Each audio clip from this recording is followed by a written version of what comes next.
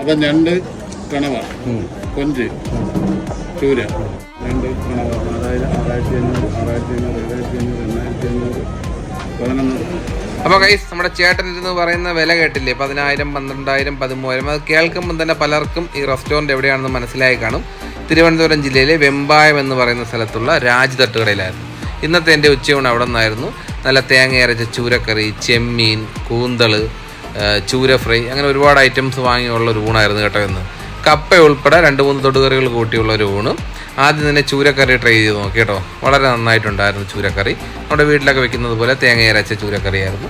പിന്നെ ഉള്ളത് ചെമ്മീനായിരുന്നു. ചെമ്മീൻ എനിക്കൊരു ആവറേജ് ആയിട്ടാണ് തോന്നിയത്, മറ്റൊന്നും കൊണ്ടല്ല, സൈസ് തീരെ കുറവായിരുന്നു കേട്ടോ, വളരെ ചെറിയ ചെമ്മീനായിരുന്നു. പിന്നെ എന്താണ്, ഓക്കെ അത്രയേ ഉള്ളൂ. രണ്ടാമത് നമ്മുടെ കൂന്തളായിരുന്നു കേട്ടോ പരീക്ഷിച്ചത്. കൂന്തൾ ഈ പറയുന്നത് പോലെ അതും ഒരു ആവറേജ് ആയിട്ട് എനിക്ക് തോന്നിയിട്ടുള്ളൂ.